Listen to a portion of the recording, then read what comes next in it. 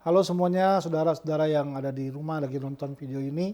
Sekali lagi saya Benny Patinasrani dan kita sedang berbicara tentang sebuah serial video khotbah yang berjudul Dream Killers atau pembunuh-pembunuh mimpi. Ini akan menjadi video yang terakhir setelah sudah 3 video kita bahas bersama-sama dari intro dan kita bahas pembunuh mimpi yang pertama, yaitu temporary circumstances atau masalah yang sementara yang kadang membuat orang menyerah sama hidup. Lalu pembunuh mimpi yang kedua yang terjadi kadang-kadang namanya adalah divine delay atau penundaan yang ilahi yang kadang terjadi dalam kehidupan kita yang membuat kita merasa nggak layak, nggak mampu karena penundaan itu. Nah, kita sudah membahas semuanya dalam video-video sebelum itu.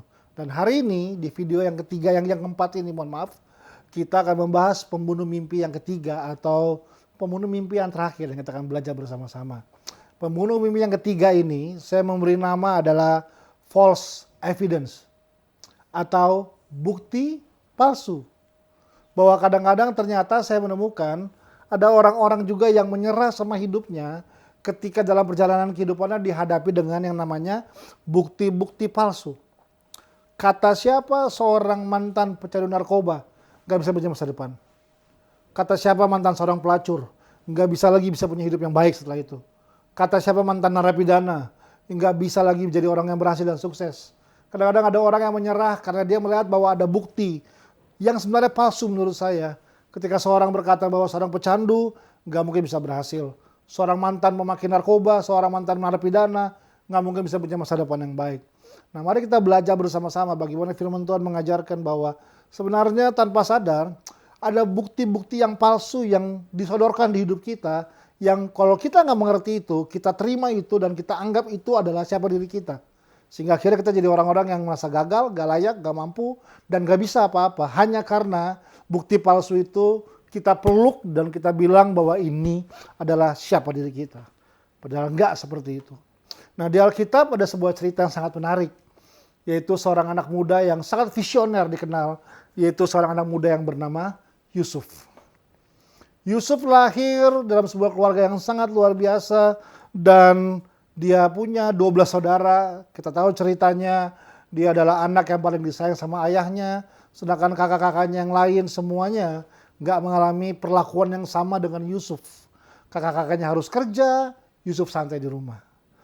Kakak-kakaknya pakai baju biasa, Yusuf pakai baju yang bagus dan indah-indah. Sehingga firman Tuhan bilang situasi itu mendatangkan kebencian oleh kakak-kakaknya karena kecemburuan mereka atas perlakuan yang diberikan oleh orang tuanya kepada Yusuf dan enggak kepada mereka. Saya pause dulu di situ. Kalau kita maju ke depan sampai depan lagi kita akan temukan Alkitab berkata Yusuf adalah pemimpin masa depan yang hebat. Dia pemimpin muda yang sangat luar biasa. Tapi ternyata menjadi pemimpin yang luar biasa enggak dibangun dalam satu malam. Menjadi pemimpin yang luar biasa lewat sebuah proses perjalanan yang gak mudah. Nah, ceritanya saya lanjutkan lagi, balik lagi. Satu kali Yusuf yang di rumah disuruh sama papanya untuk pergi ke ladang dan melihat kondisi kakak-kakaknya yang sedang bekerja di sana. Datanglah Yusuf, datang ke sana. Ketika kakak-kakaknya melihat dan Yusuf datang dari situ, lalu kakak-kakaknya akhirnya memutuskan berbuat sesuatu kepada Yusuf. Yang dilakukan adalah mereka tangkap Yusuf, mereka lempar Yusuf ke sumur, dan mereka makan siang di atasnya sambil ngobrol-ngobrol. Nah, mungkin saya rasa ini mereka adalah keturunan-keturunan yang luar biasa. Gitu ya. Mereka mungkin duduk dan ngobrol dan bilang, bro, kalau kita bunuh oke sih, tapi untungnya nggak ada buat kita. Ya. Akhirnya mereka memutuskan kenapa kita nggak jual saja dia. Nah, saya akan bacakan dulu ayatnya supaya kita bisa tahu. Dalam kitab Kejadian pasal 37. Nah, tidak lama kemudian Alkitab berkata ada seorang saudagar yang lewat di tempat itu. Nah, akhirnya kakak-kakaknya berniat untuk menjual Yusuf menjadi budak. Dalam ayat 28 berkata seperti ini. Ketika ada saudagar-saudagar Midian lewat, Yusuf diangkat dari dalam sumur, kemudian dijual kepada orang Ismail itu dengan harga 20 shikal perak. Lalu Yusuf dibawa ke Mesir.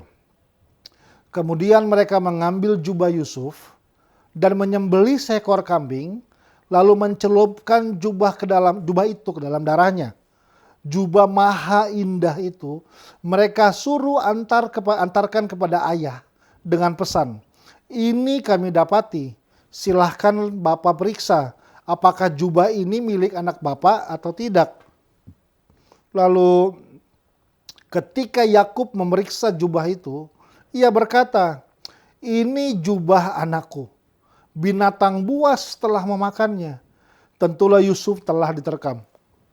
Sekalian anaknya laki-laki dan perempuan berusaha menghiburkan dia, tetapi ia menolak dihiburkan, serta katanya, tidak, aku akan berkabung sampai aku turun mendapatkan anakku ke dalam dunia orang mati.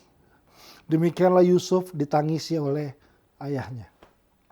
Nah, ini adalah sebuah cerita yang sangat menarik. Ketika kakak-kakaknya putuskan akhirnya tidak jadi bunuh Yusuf, mereka memutuskan menjual Yusuf menjadi budak seharga 20 shikal perak.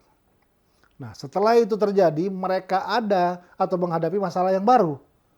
Karena kalau mereka pulang ke rumah sambil berkata sama papanya dan berkata, "Pak, tadi kita jual Yusuf, Pak. Dapat duit 20 shikal perak. Ini uangnya, Pak." Saya yakin pasti semuanya dipenggal kepalanya sama papanya. Nah, mereka memikirkan cara yang lain. Ini mereka lakukan. Mereka ambil kambing, mereka sembelih kambing tersebut, darahnya mereka ambil, baju Yusuf mereka celupkan ke darahnya. Sehingga baju yang berlumuran darah itulah yang mereka bawa kepada Yakub papanya. Berarti, apakah yang mereka bawa kepada Yakub? Bukti palsu.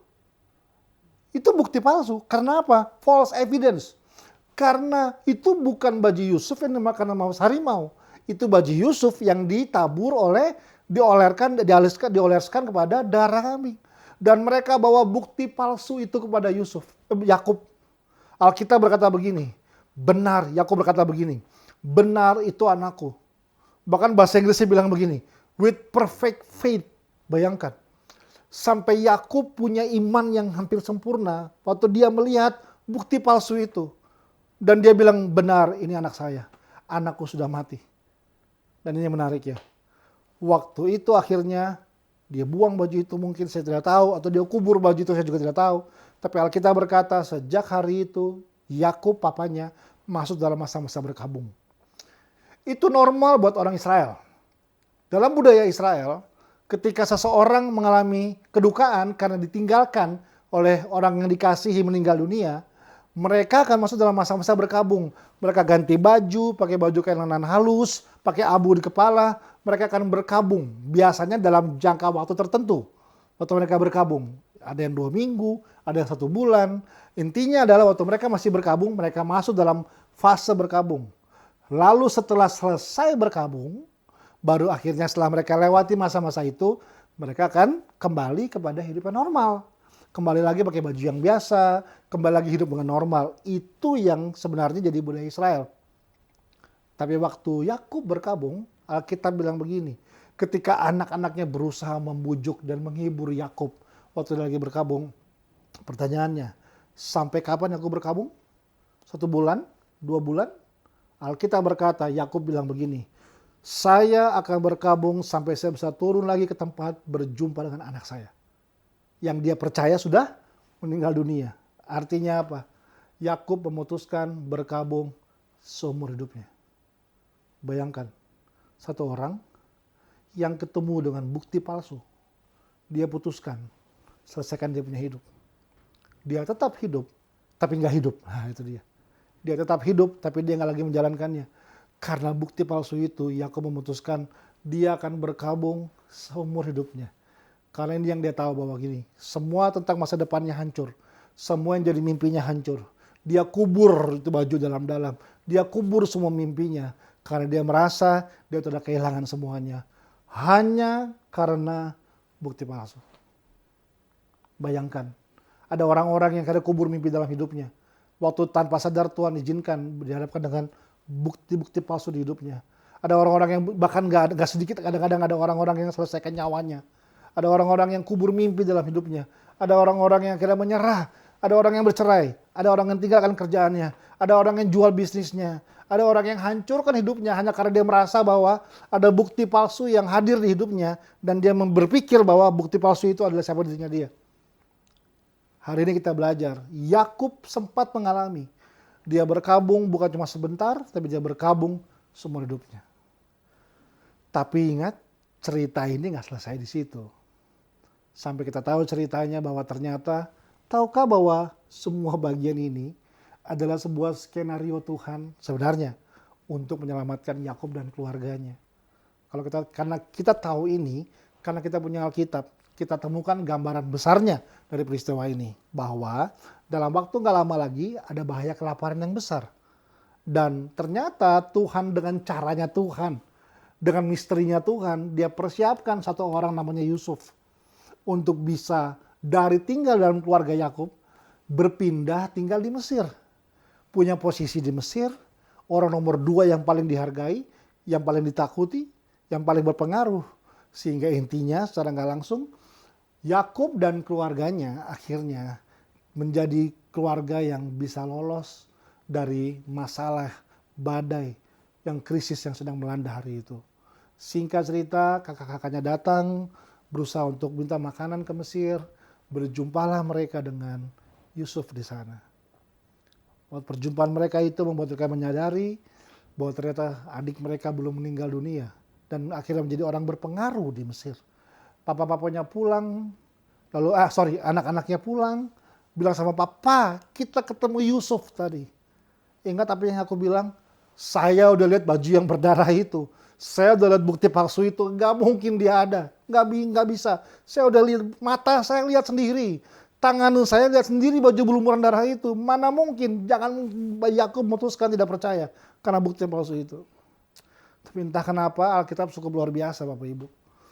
Lalu dikatakan gak lama kemudian datanglah onta-onta dengan segala banyak hal yang luar biasa. Singkat cerita, proses itu membuat akhirnya mata Yakub terbuka bahwa ternyata anak saya belum meninggal dunia.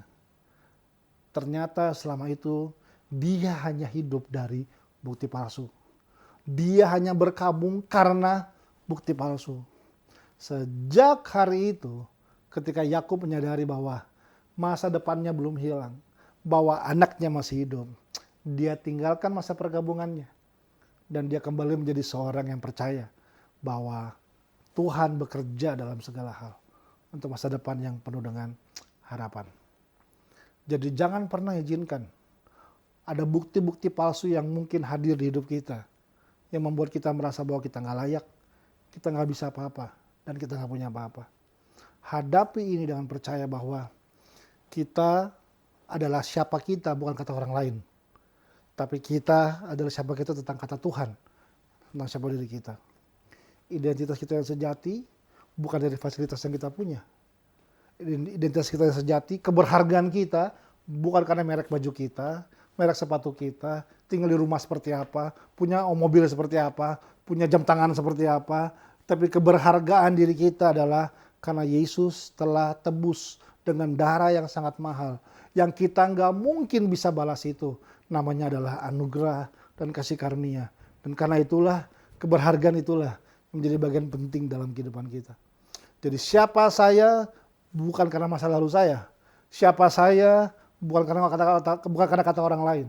Tapi siapa saya adalah apa kata firman dan kata Tuhan tentang masa depan yang Tuhan persiapkan buat kehidupan saya. Selamat mengalahkan pembunuh-pembunuh mimpi ini.